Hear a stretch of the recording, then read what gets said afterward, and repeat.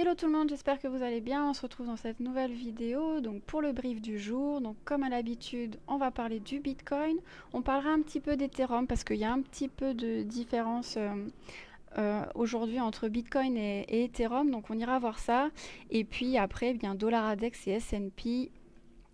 Comme on fait tous les jours de la semaine, donc on ira voir de ce côté macroéconomie pour voir bien ce que ça nous dit. On va commencer par le Bitcoin. Je vais laisser Chinon faire. Alors, pour le Bitcoin, en horaire, on peut voir clairement qu'il y a une belle divergence haussière qui s'est formée. Donc, bon, avant même de parler de la divergence haussière au niveau du momentum, on peut voir qu'on est allé faire une grosse chasse aux liquidités. Donc, on a viré clairement du marché tous les acheteurs qui étaient rentrés à levier.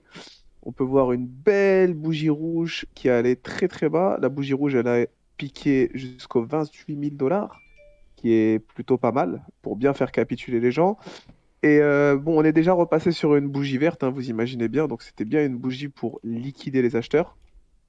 Donc comme on a parlé de la divergence haussière, bah voilà, elle est pas encore confirmée. Ok. Il faut que le momentum redevienne acheteur pour qu'elle soit confirmée, mais ça annonce peut-être donc une probable tendance haussière.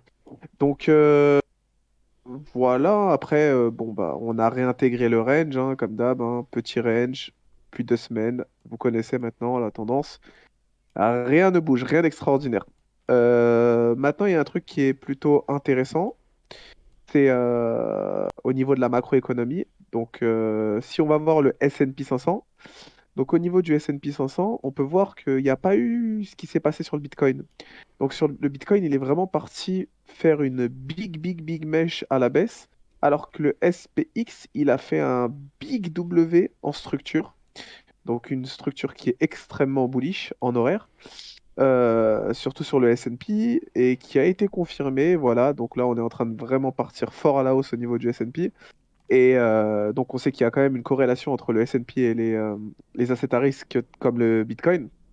Donc normalement, le Bitcoin devrait pas tarder à repartir fort à la hausse. Mais voilà, pendant que le S&P faisait son chemin à la hausse, le Bitcoin, lui, bah, il nous a fait son chemin tout seul en bas. Donc c'est pour ça que je pense plus que c'était une bougie de capitulation pour virer les acheteurs, quoi. Voilà, tout simplement.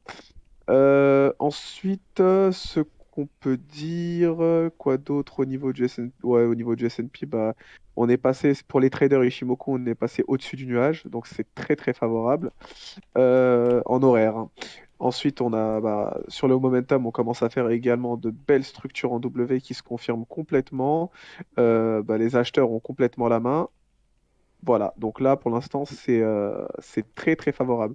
Maintenant, quand on va voir au niveau du dollar index, le dollar index il continue à faire son chemin en tendance baissière. C'est également extrêmement favorable à la hausse du Bitcoin.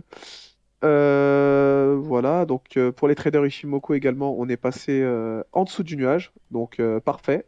Il faut que ça continue ainsi. Au niveau du momentum, on peut voir qu'on structure des M et que la main est au vendeur actuellement.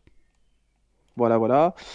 Ensuite, la macroéconomie est actuellement favorable à la montée du Bitcoin. Maintenant, on est à voir ce qui va se passer, mais pour l'instant, je prends l'hypothèse que on devrait repartir très rapidement en haut de ce range qu'on traîne depuis maintenant 2 semaines. Voilà. Bon, bah maintenant, on peut passer à l'Ethereum. Xena, je te laisse la parole, hein.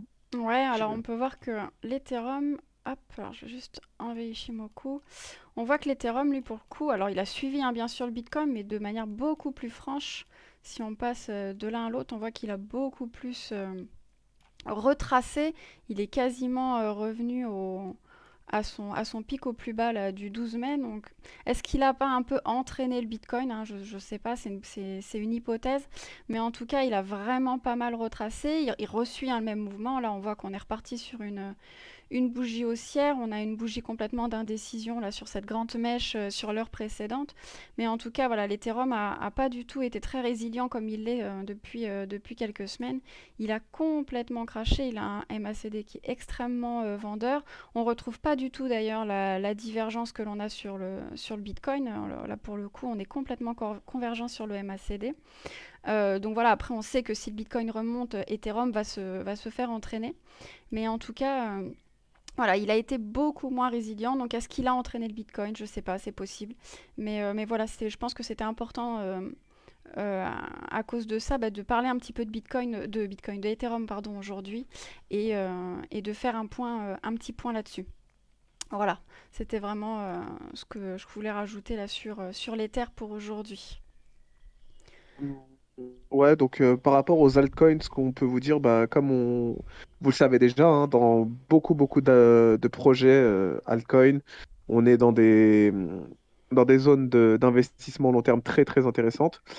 Euh, Peu importe hein, la zone actuelle, franchement, vous êtes dans des zones très intéressantes. Maintenant, si vous étiez devant les écrans durant cette big mèche du Bitcoin à la baisse, dans les alentours de 28 000 dollars, bah, vous aurez eu l'opportunité de choper des alts encore plus basses.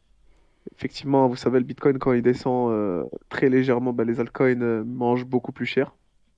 Donc voilà. Donc là, le Bitcoin, il est en train de repartir. Bon, je vais pas dire à la hausse, en train de repartir au niveau du haut du mini range, mais les alts repartent également très fort. Voilà. Donc c'était tout pour les altcoins, hein. N'oubliez pas un petit résumé des alts. Vous êtes dans des zones très intéressantes actuellement. Donc réfléchissez aux projets qui vous intéressent. Si vous voulez investir, c'est probablement maintenant. Ensuite, au niveau des projets, je vous laisse choisir, hein. Moi, je suis pas conseiller en investissement. Vous faites vos recherches, vous choisissez. Je suis juste un conseiller psychologique pour vous apaiser le cœur. Voilà. Xena, bah, à toi, hein. Bah, je pense qu'on a tout dit. Si vous avez des altcoins que vous voulez que l'on analyse, ben, c'est le moment. Vous pouvez mettre ça en commentaire ou nous rejoindre sur le Discord pour nous en parler.